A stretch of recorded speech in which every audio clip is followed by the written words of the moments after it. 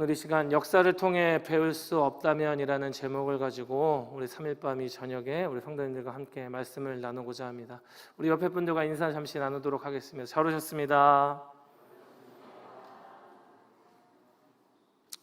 여러분, 놀라운 사실 한 가지를 말씀드리자면, 여러분, 오늘이 6월의 마지막 날입니다. 2021년도도 벌써 절반이 훌쩍 지나가 버렸어요. 장로님도 계시고 권사님들도 계십니다만 이런 이야기를 제가 하기가 참 민망스러운데 시간이 참 빨리 지나간 것 같아요.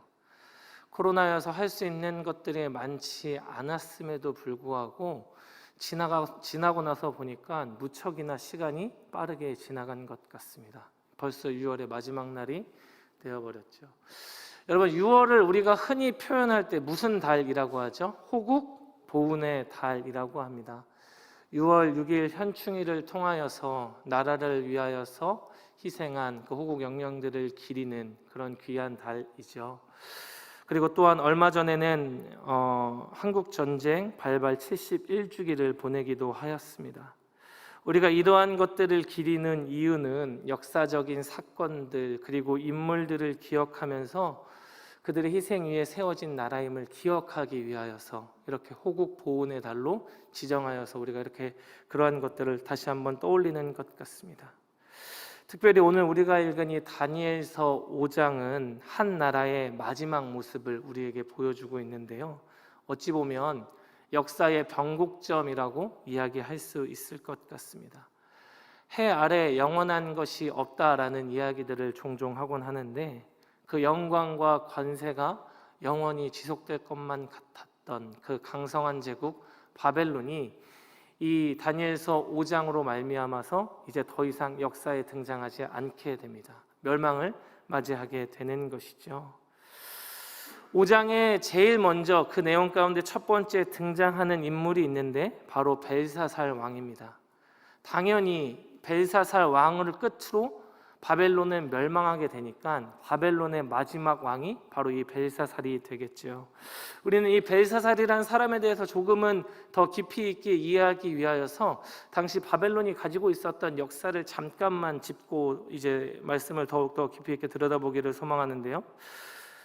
이 벨사살이라고 하는 사람은 느부갓네살의 아들이 아니에요. 우리가 다니엘서 1장부터 4장까지 등장하는 왕 가운데 느부갓네살 왕이 있거든요. 이 느부갓네살 왕은 남유다를 이제 정복하고 유다의 백성들을 포로로 삼죠. 그 가운데 잘 아시는 것처럼 다니엘과 세 친구들을 선출하여서 그들에게 좋은 음식을 주기도 하였었습니다. 왕의 의복도 내어주기도 하였고 그들에게 아주 좋은 교육을 시켜주기도 했었죠. 우리가 잘 알고 있는 왕이 바로 이제 다니엘서 4장까지 등장하는 느부갓네살 왕입니다. 그런데 이 마지막 이 바벨론 왕조의 그림을 잠깐 보면서 설명드리자면 오늘 등장하고 있는 이 벨사살이라고 하는 사람은 엄밀히 따져 이야기하면 느부갓네살의 외손주가 되는 것이죠. 느부갓네살이 죽고 나서 그 뒤로 7년이라는 짧은 시간 동안에 왕이 4명이나 바뀌어지게 됩니다. 그러니까 굉장히 나라가 어려운 시기에 있었던 것 같아요. 왕이 계속하여서 바뀌어지고 왕위를 찬탈하려는 시도들이 계속해서 있어 왔었습니다. 그래서 때로는 짧게는 몇 달밖에 왕위에 오르지 못한 사람들도 있었어요. 그런데 그 가운데에서 마지막으로 이 바벨론이라고 하는 나라를 통치하게 된 왕이 바로 나보니두스라고 하는 사람이었습니다. 이 나보니두스는 그 바벨론의 왕권을 강화시키기 위하여서 느부갓네살의 딸과 결혼을 해요. 그러니까 느부갓네살의 사위가 된 것이죠. 그리고 나서 아들을 낳았는데 그 아들이 바로 오늘 등장하는 벨사살입니다. 여러분, 제가 개인적으로 저는 조금 그 역사에 대해서 깊이 있게 알지 못하다 보니까 때로는 성경 말씀 가운데 왕의 이야기들, 역사의 이야기들 나오면 어려워요. 여러분 보시면 이름도 어렵잖아요. 여러분 이런 거 기억하시기 어려우니까 그냥 지나가면서 들으시되 오늘 설교를 들으실 때는 이 벨사살이라고 하는 인물은 적어도 느부갓네살 왕의 외손자이다, 이 정도는 기억을 해 주셨으면 좋겠습니다. 그런데 여러분 중요한 것은 무엇이냐? 나보니두스가 이 마지막 바벨론의 역사 가운데 17년을 재위하게 됩니다. 이 17년의 역사 가운데에서 마지막 10년 동안은 그는 계속해서 나라 밖에서 전쟁을 해요. 나라를 지키기 위해서 혹은 영토를 확장하기 위하여서 끊임없이 계속해서 전쟁터에 머무르게 됩니다. 그러다 보니까 자연스럽게 나라 안을 다스릴, 내치를 할 사람을 세울 필요가 있었던 것이죠. 그래서 세웠던 사람이 바로 자신의 아들이었던 벨사살이었습니다. 그러니까 엄밀히 따져 이야기하면 역사적으로 보면 나보니두스가 마지막 왕인 것입니다. 그런데 벨사살, 그의 아들 벨사살과 함께 이 바벨론을 공동으로 통치했다라고 볼 수 있는 것이죠. 그러니까 이 벨사살이 바벨론을 다스리고 있던 당시에 그의 아버지 나보니두스는 나라 밖에서 처절하게 계속하여서 무려 10년이라는 시간 동안에 전쟁을 펼치고 있었던 것입니다. 그런데 본문 1절에 보면 이 벨사살이 그렇게 전쟁을 펼치고 있는 와중에 굉장히 놀라운 일을 펼치고 있는데요. 본문 1절은 이렇게 기록하고 있죠.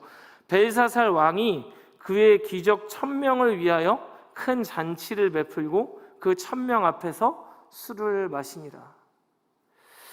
여러분, 무려 1000명이나 되는 귀족들을 불러다가 모아서 큰 잔치를 베풀었고 흥청망청 술을 마셨다라고 성경은 기록하고 있습니다. 아무리 아들이 철이 없기로서니 아버지는 지금 나라 밖에서 목숨을 걸고 전쟁을 하고 있습니다. 하루, 이틀, 한 달, 두 달도 아니고 벌써 10년이란 시간이 훌쩍 지나서 얼굴조차 제대로 보지 못한 시간이 꽤 길었을 텐데 이 아들은 귀족을 무려 1000명이나 불러다 모아놓고 그곳에서 큰 잔치를 벌였던 것이죠. 여러분, 어떻게 이럴 수 있었을까? 어떻게 벨사살은 이럴 수 있었을까? 여러분, 설교 중에 이런 표현을 써서 죄송합니다만 벨사살이 정말 성격이 괴팍하고 개차반 같아서 아버지가 밖에서 무엇을 하든지 신경 쓰지 않고 그냥 내가 즐기고 싶으니까 그렇게 잔치를 벌인 것은 아니었었습니다. 여기에는 크게 두 가지의 의미를 담고 있는데요. 첫째는 바벨론 성읍 자체가 굉장히 난공불락의 요새였다라고 합니다. 느부갓네살이 성 위에서 바라보았을 때도 굉장히 흡족하고 만족할 수 있을 정도로 위대했던 성읍이 바로 바벨론이었었습니다. 역사상 감히 누가 우리를 쳐들어올 수 있겠는가? 이 성읍은 안전하다라는 것을 과시하고 싶었기도 했던 것이고, 둘째는 굉장히 정치적인 의도가 담겨져 있었습니다. 여러분, 때로는 나라가 힘들고 어려울 때면 오히려 더 괜찮은 모습, 더욱더 그 안전하고 더욱더 우리나라는 괜찮다라는 것을 과시하기 위하여서 더욱더 그 과장된 퍼포먼스를 보일 때가 있는 것이죠. 우리는 안전하다, 우리는 아무런 문제가 없다라는 것을 사람들에게 공공연하게 알리기 위함이었던 것입니다. 여러분, 실제로 현대 사학 가운데에서도 전쟁을 펼치는 국가 가운데 보면 지도자가 전쟁을 펼치는 기간 가운데 일부러 막 휴가를 가는 사진을 보여준다라든가 안전해 보이고 더 평안한 모습들을 일부러 노출시킬 때가 많이 있습니다. 그러니까 귀족을 1000명이나 데려다가 전쟁 중에도 불구하고 귀족을 데려다가 이렇게 큰 잔치를 베푼 것에는 굉장히 교묘한 정치적인 의도가 깔려 있다라는 것이죠. 그런데 이러한 벨사살의 행동 가운데 아주 교묘하게 유대인과 하나님을 이용하고 있는 모습을 볼 수가 있습니다. 오늘 본문 2절을 함께 읽어보도록 하겠습니다. 오늘 본문 2절입니다. 시작. 벨사살이 술을 마실 때에 명하여 그의 부친 느부갓네살이 예루살렘 성전에서 탈취하여 온 금, 은 그릇을 가져오라고 명하였으니 이는 왕과 귀족들과 왕후들과 후궁들이 다 그것으로 마시려 함이었더라. 벨사살이 이제 궁에서 시중 드는 사람에게 명령을 하였습니다. 너는 가서 우리가 예루살렘에서 탈취하여 온 금잔과 금그릇들과 은그릇들을 좀 가지고 오너라. 그게 무엇이냐면, 왜 그것을 가지고 오라라고 이야기했냐면 그것으로 말미암아서 술잔 삼으려고, 예루살렘으로서 탈취하여 온 금그릇과 은그릇을 가지고 와서 왕의 귀족들과 왕후들과 후궁들이 다 그곳으로 함께 술을 마시기 위하여서 이 그릇들을 가지고 오라라고 이야기했던 것이죠. 여러분, 전에도 말씀드린 기억이 있습니다만 고대 근동의 사회에서 두 나라가 전쟁을 펼칠 때에 승리한 국가는 패배한 국가에 가서 그 신전, 그 패배한 국가가 모시는 신이 있는 신당에 가서 신의 형상들을 다 가지고 옵니다. 이 왜 가지고 오냐면 당시 고대 근동의 사회 가운데 전쟁이라는 것은 그저 두 국가 사이에 국력을 다투는 자리가 아니라 우리가 믿는 신과 저들이 믿는 신이 대결을 펼친다라는 사람들의 인식이 있었어요. 그러니까 우리가 승리한 것은 우리가 믿는 신이 저들이 믿는 신을 이긴 거예요. 그러니까 그들의 신상을 가지고 와서 전리품 삼았던 것입니다. 그런데 잘 아시겠지만 이스라엘 백성들은 율법으로 인하여서 그 어떠한 신상도 만들지 않았어요. 그러니까 바벨론은 유다에게서 승리를 가지고 오고 그들의 백성들을 포로로 끌고 오면서 성전에 있는 그 성물들을 가지고 왔었습니다. 금그릇과 은그릇, 촛대 같은 성전을 꾸미고 있었던 그 집기들, 성물들을 가지고 와서 자신의 전리품을 삼았던 것이죠. 그런데 벨사살은 바로 그것을 가지고 오라라고 이야기하는 거예요. 왜? 어디다 쓰려고? 술잔 삼으려고. 거기다 술을 마시면 왠지 술이 더 맛있을 것 같으니까 얼른 가서 그 금그릇과 은그릇을 가지고 오라라고 이야기하는 것입니다. 여러분, 이것이 얼마나 교만하며 얼마나 하나님 보시기에 죄악에 물든 모습입니까? 자신의 어려운 형편, 그러니까 나라가 10년 동안이나 전쟁을 펼치면서 굉장히 힘든 시간들이 지속되었을 텐데 그것 사람들의 시선을 돌리기 위하여서 잔치를 베풀었는데 그러한 자신의 어려운 처지와 형편을 탈피하고자 조금은 시선을 바꾸어 보고자 하나님의 성물을 가져다가 술잔으로 삼는 굉장히 완악한 모습을 보여주고 있는 것입니다. 그러면서 유다를 비웃고 조롱하는 것이죠. 이들은 하나님을 믿는다라고 이야기하면서 우리에게 패배하였다. 이것을 보아라. 이 금그릇과 은그릇을 보아라. 우리가 술잔 삼고 있는 이것이 바로 그 전쟁에서 우리가 가지고 온 전리품이다라고 이야기하면서 하나님을 조롱하고 하나님을 믿는 백성들을 조롱하였던 것입니다. 여러분, 현대의 역사 가운데에서도 이렇게 교회나 혹은 믿는 자들을 수단으로 삼아서 자신의 뜻을 과시하거나 혹은 조롱의 대상으로 삼는 시도들은 얼마든지 있어 왔었습니다. 우리가 작년에는 이 행사 자체가 없어서 참석을 하지 못하였었습니다만 재작년에 우리가 계속해서 교회가 참석하고 있는 행사 가운데 하나가 퀴어 축제 반대 집회에 우리가 늘 참석해 왔었잖아요. 저는 재작년에 열방교회에 부임하면서 처음 참석해 봤었습니다. 광화문에 가니까 도로를 사이에 두고 한쪽에서는 퀴어 축제를 막 즐겁게 펼치고 다른 한편에서는 그 죄악된 모습들을 성토하면서 찬양하고 기도하고 부르짖는 자리였었죠. 저는 처음 가봐서 되게 신기했어요. 그래서 아내랑 둘이서 저 퀴어 축제 하는데 한번 가보자고.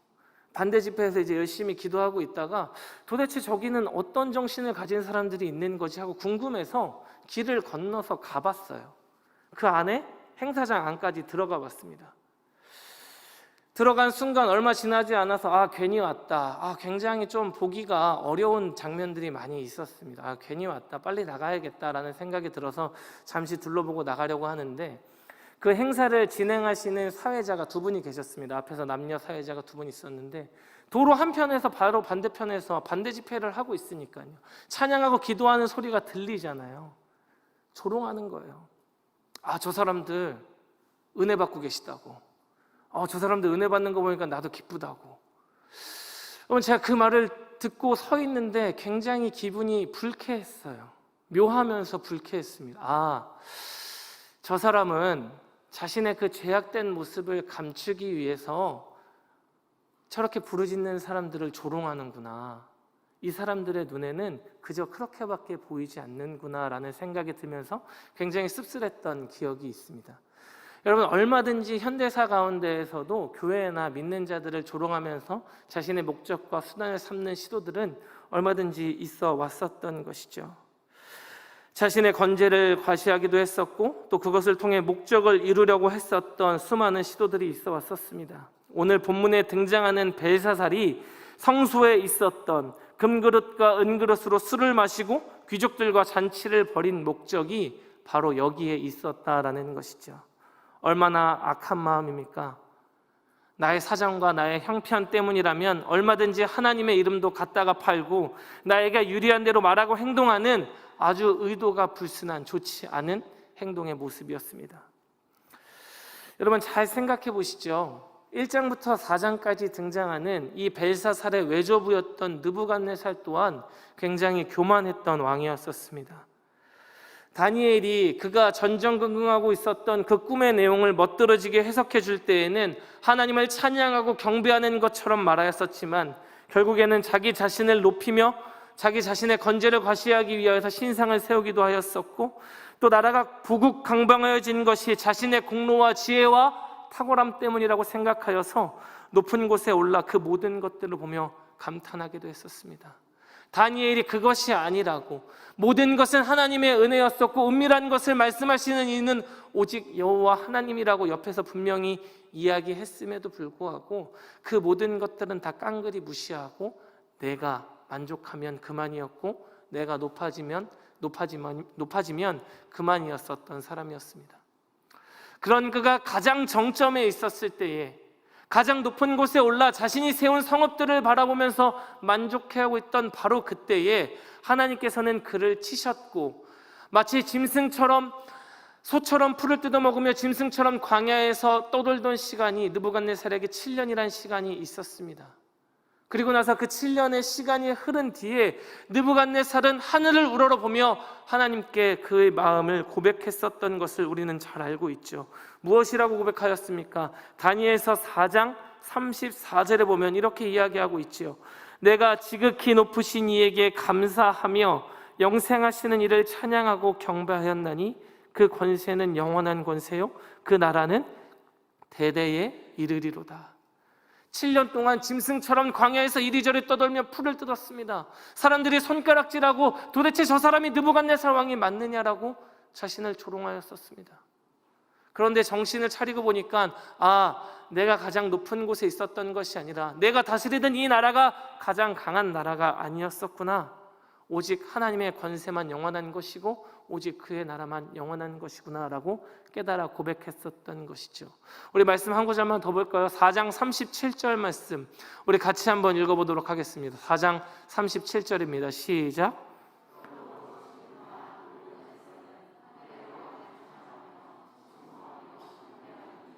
그의 일이 다 진실하고 그의 행하심이 의로우심으로 교만하게 행하는 자를 그가 능히 낮추심이라. 그가 경험했었던 하나님의 역사는 바로 이러한 것이었었습니다. 그의 일이 다 진실하고 행하심이 의로우시구나. 교만한 자를 낮추시는 하나님이시구나. 가장 이 바벨론이 강성했었던 때에 다스렸던 왕 느부갓네살이었습니다. 하늘 높은 줄 모르고 끊임없이 위로 올라갔었던 사람이에요. 그런데 그가 낮추시자 마치 짐승처럼 7년의 시간을 보냈었고, 그리고 나서 깨달았던 바가 무엇입니까? 오직 그의 통치가, 오직 그의 나라가 영원하구나. 이것을 깨달았던 것이 바로 느부갓네살이었었습니다. 그런데 오늘 등장하는 이 벨사살이라고 하는 인물은 자신의 외할아버지의 이러한 고백을 통하여서, 그러니까 이전에 일어났었던 그 분명한 역사를 통하여서 그 어느 것 하나 배우지 못했습니다.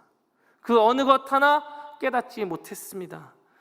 나라가 가장 흥할 때에도 하나님께서 치시면 그 강성했던 느부갓네살조차 아무것도 아닌 존재가 되어버렸었고, 그 어느 것 하나 반항할 수 없었던 연약한 존재라는 사실을 여실히 깨닫고 고백할 수밖에 없었는데, 하물며 지금은 온 나라가 어쩌면 멸망할지도 모르는 절체절명의 순간을 달리고 있는데 하나님을 조롱하며 자신의 상황에 교묘하게 끼워 맞춰서 하나님의 성전에 있던 그 성물을 가져다가 술잔 삼는 그 완악한 모습을 보여주고 있는 것이죠.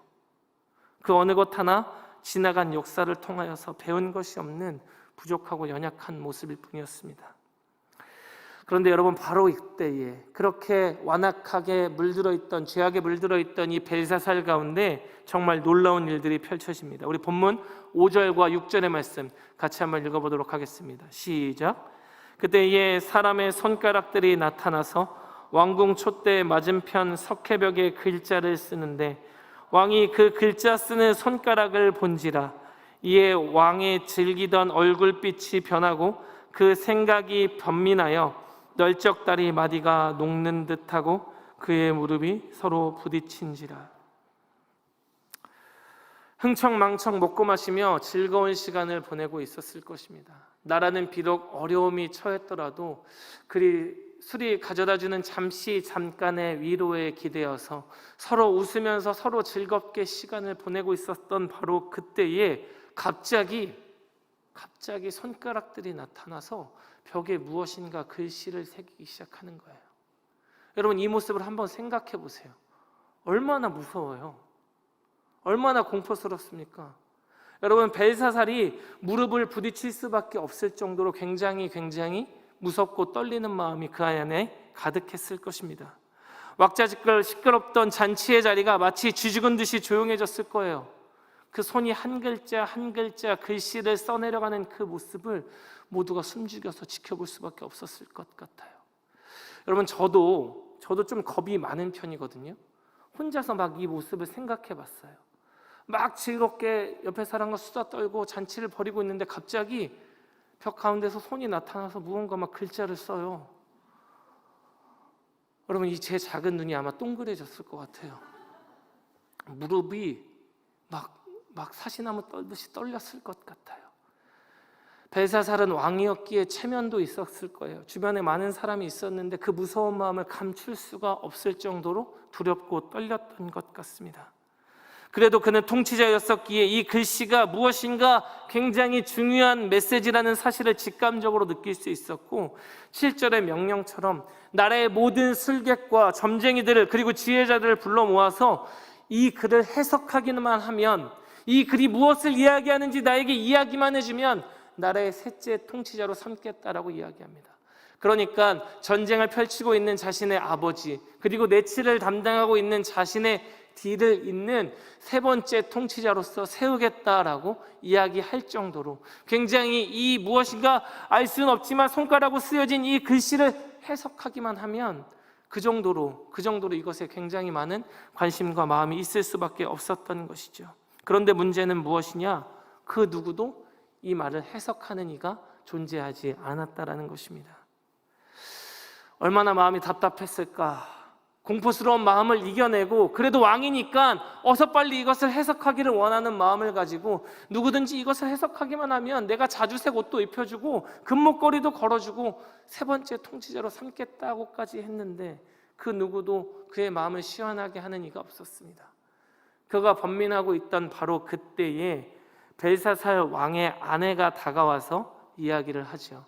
여러분, 이 벨사살 왕의 아내가 누구입니까? 느부갓네살의 딸이 되는 거예요. 그러니까 이미 자신의 아버지가 통치하던 시절에 비슷한 경험을 한 적이 있었던 것이죠. 그 누구도 아버지의 꿈을 해석하지 못했던 때에 젊디 젊은 다니엘이 나타나서 그 꿈의 내용과 해석까지도 완벽하게 펼쳐 보였던 그 경험을 이 왕비는 기억하고 있었던 것입니다. 그래서 12절의 말씀을 보면 이렇게 이야기하고 있습니다. 왕이 벨드사살이라 이름하는 이 다니엘은 마음이 민첩하고 지식과 총명이 있어 능히 꿈을 해석하며 은밀한 말을 밝히며 의문을 풀 수 있었나이다. 이제 다니엘을 부르소서. 그리하시면 그가 그 해석을 알려드리리이다 하니라. 벨사살 왕의 선조 때부터 나라에 어려운 일이 있을 때면 하나님께서 주신 그 탁월한 지혜로 말미암아 그 문제를 해결했었던 다니엘을 이야기하고 있습니다.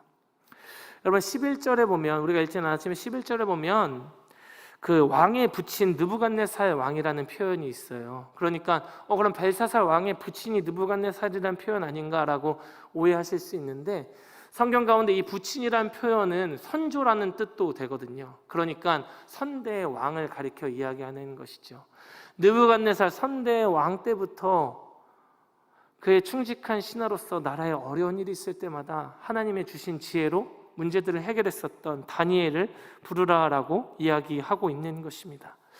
여러분, 이 벨사살 왕이 통치하던 이 시기에 다니엘의 나이는 대략 80세가 넘었을 거로 추측하고 있습니다. 그러니까 굉장히 굉장히 고령의 나이였던 것이죠. 그러나 여전히 그는 마음이 민첩하고 지식과 총명이 있는 사람으로서 평가를 받는 사람이었습니다. 여러분, 어떻게 그럴 수 있었습니까? 하나님께서 함께 하셨으니까요. 오직 은밀한 일을 보이시는 이는 여호와 하나님뿐이라는 사실을 그는 어려서부터 깨달았었고, 늘 하나님 앞에 기도하기에 힘썼으며 모든 것이 주님의 손에 있다라는 것을 그 누구보다도 잘 알고 있었던 사람이었습니다. 그러니까 여든이 넘는 고령이었으나 왕비가 그를 평가할 때 무엇이라고 이야기합니까? 마음이 민첩하고 지식과 총명이 있는 자라고 이야기하고 있는 것이죠. 그러하기에 다니엘은 고령의 나이가 되어서도 이렇게 부르심을 받게 되었습니다.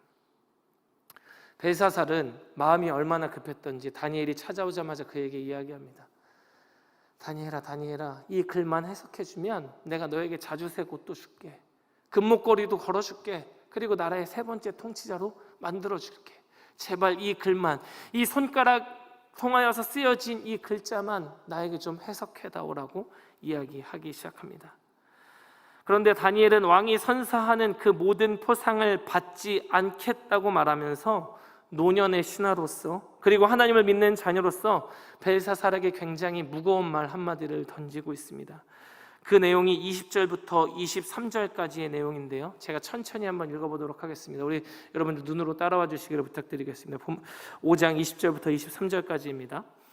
그가 마음이 높아지며, 여기서 그는 느부갓네살 왕을 이야기합니다. 그가 마음이 높아지며 뜻이 완악하여 교만을 행함으로 그의 왕위가 폐함받으며 그의 영광을 빼앗기고, 사람 중에서 쫓겨나서 그의 마음이 들짐승의 마음과 같았고, 또 들나귀와 함께 살며 또 소처럼 풀을 먹으며, 그의 몸이 하늘 이슬에 젖으며 지극히 높으신 하나님이 사람 나라를 다스리시며 자기의 뜻대로 누구든지 그 자리에 세우시는 줄을 알기에 이르렀나이다.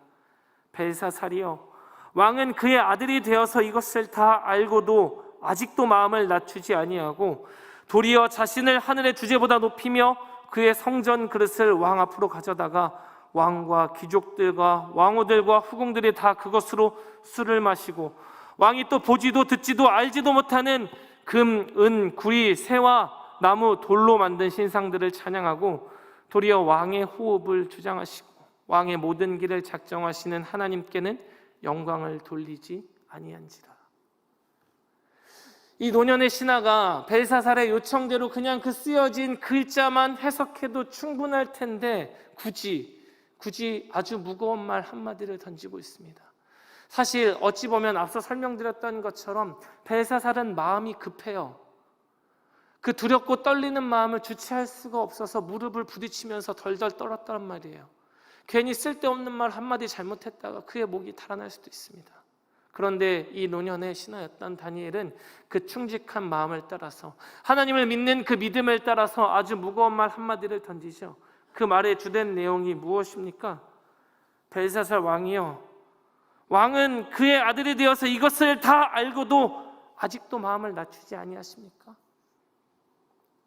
벨사살 왕이여, 당신은 당신의 선대 왕으로부터, 지나간 역사로부터 어떻게 배운 것이 이렇게 하나도 없습니까?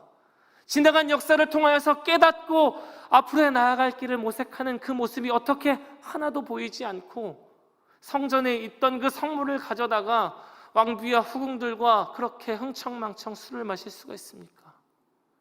결코 가볍지 않은 말을 던지고 있는 것이죠.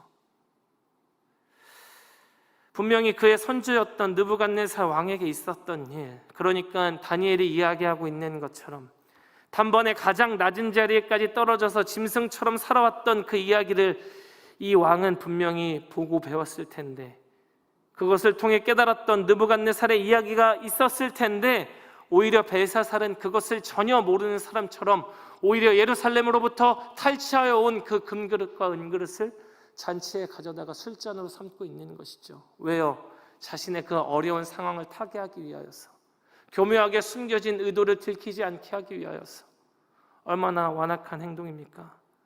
그러하기에 벨사살의 그 모습을 정확하게 꼬집어서 다니엘은 이야기하고 있는 것입니다.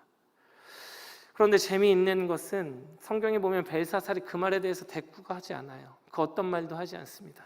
아마 그도 그 완악한 마음을 알고 있었던 것 같아요.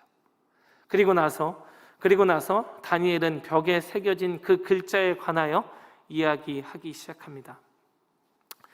여러분, 네덜란드의 화가 렘브란트라고 하는 사람이 그린 성경의 사건들을 그린 몇 가지의 그림들이 있는데요. 우리 PPT를 좀 보여주시면 여러분들 잘 보이시는지 모르겠어요.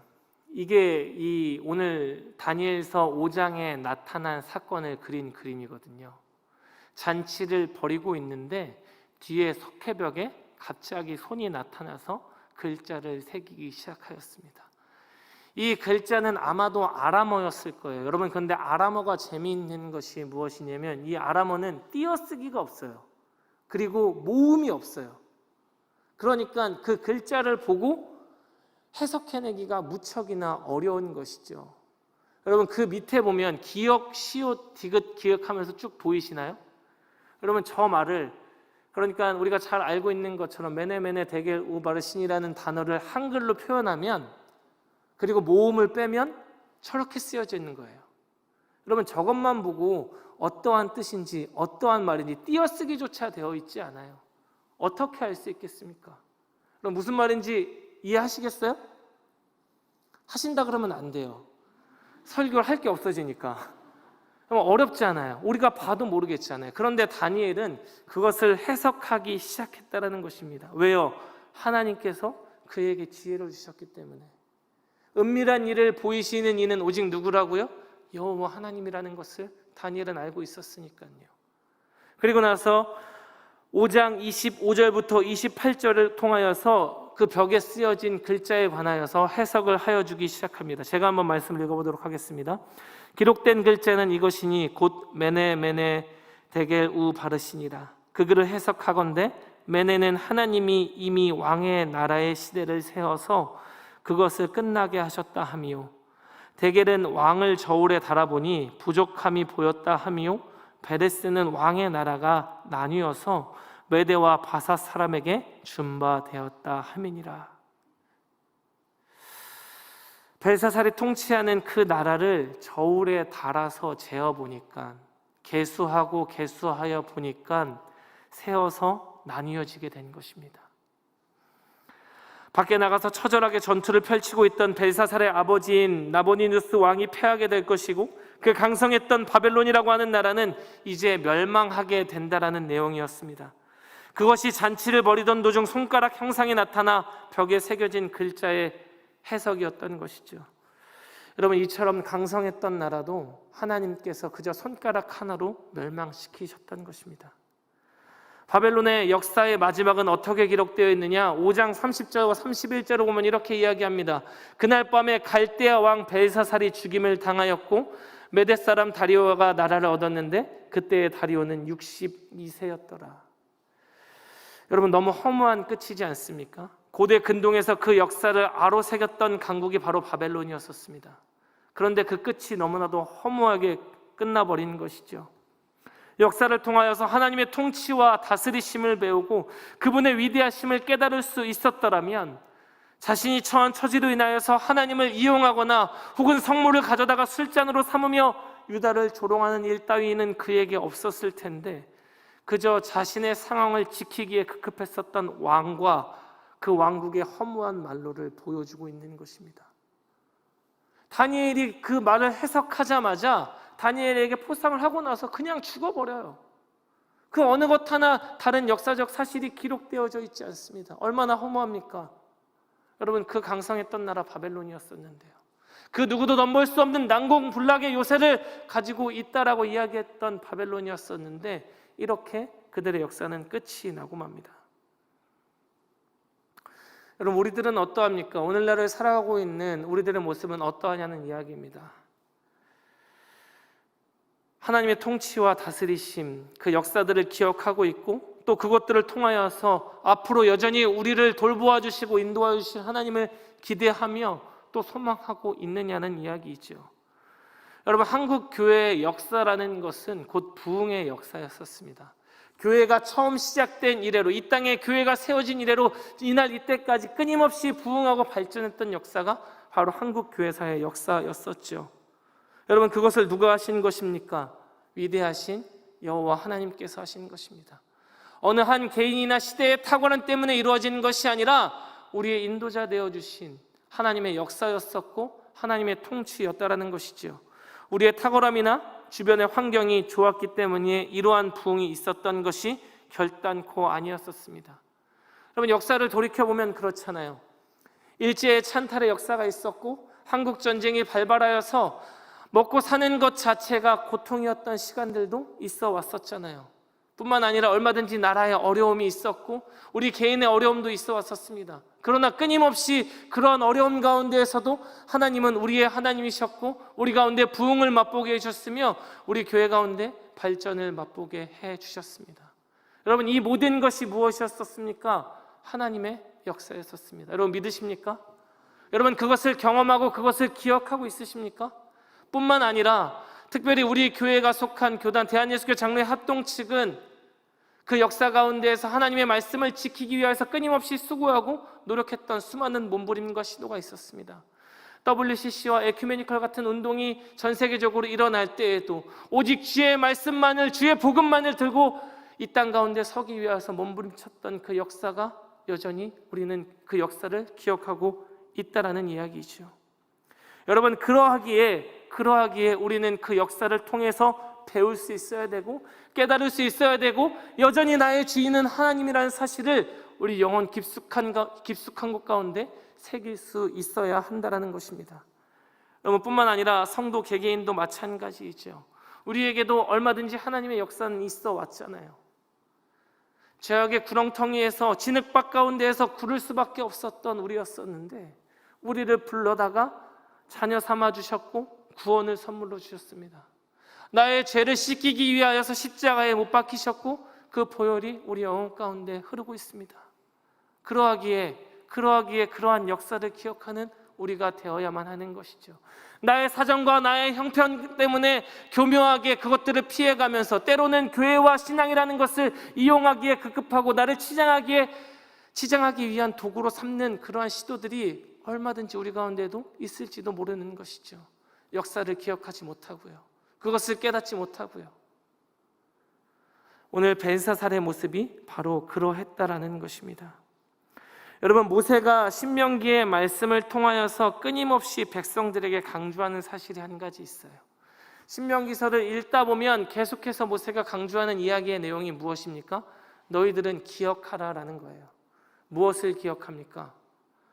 종되었던 그 애굽 땅에서 그들을 구원하여 내신 하나님, 광야에서 구름기둥과 불기둥으로 그들을 보호하시고 인도하셨으며 만나와 메추라기로 먹이셨고 적들로부터 보호하셨으며 늘 그들과 함께 하셨던 그 하나님의 역사를 기억하라는 것이었습니다. 역사를 바르게 기억하고 그것을 영혼 가운데 새기는 것이 왜 필요한가? 그저 흘러 지나간 일이 아닌가? 이렇게 생각할 수도 있습니다만 여러분, 결단코 그렇지 않습니다. 역사를 기억하는 것이, 역사를 통해 배우는 것이 왜 중요한가? 여러분, 그것으로 말미암아 여전히 나의 삶 가운데 역사하여 주실 하나님을 기대하며 또 그분의 통치를 소망할 수 있기 때문에 그렇습니다. 비록 어려운 상황이라 할지라도 분명히 나를 구원하여 주시고 나를 인도하여 주신 그 하나님의 손길을 기억하기에, 여전히 그분이 나의 하나님이시기에 나를 통해 이루실 일들을 기대하며 나의 삶 가운데 역사하실 하나님의 모습을 소망할 수 있다라는 것이죠. 여러분, 오늘 다니엘서 5장에 등장하고 있는 벨사살은 자신의 선조들의 역사를 통하여서 그 무엇 하나 깨닫지 못하였었고 그 무엇 하나 배우지 못하였었습니다. 분명히 자신의 외조부는 가장 높은 자리에 있다가 가장 낮은 자리에까지 처절하게 나락의 자리에까지 빠졌습니다. 그리고 나서 오직 여호와 하나님만을 고백했었죠. 이것을 분명히 들어 알고 있었을 텐데 나라가 어려우면 어려울 때일수록 오히려 하나님을 의지하고 나의 삶 가운데 역사해 주실 하나님을 소망할 수 있어야 되는데 그저 수단으로 삼고 조롱하며 성물을 가져다가 술잔으로 삼는 그 완악한 모습을 보게 됩니다. 역사를 통해 배운 것 하나 없는 어리석은 죄인의 모습을 여실히 보여주고 있는 것이죠. 여러분, 우리가 역사를 잊은 민족에게 미래란 없다라고 이야기합니다. 이것은 그저 가까운 일본의 만행을 고발하기 위한 말이 아닙니다. 오늘날을 살아가고 있는 우리 믿는 자들 또한 마찬가지입니다. 나 개인에게 일어났던 하나님의 무수한 역사들, 우리 열방교회를 이날 이때까지 인도하셨던 하나님의 그 크고 펴신 팔들, 이 나라와 이 민족을 운영해 나가셨던 그 하나님의 통치들, 이 모든 것들이 우리 안에 살아 숨쉬고 있습니다. 또 앞으로도 여전히 우리의 주인이신 거룩하신 하나님 아버지께서 친히 운영해 나가실 것입니다. 그 역사를 기억하기에 기대하며 소망하며 이 어려운 시기를 한 걸음 한 걸음 이겨낼 수 있는 우리 모든 열방의 성도님들 되어지기를 주님의 이름으로 축원드립니다.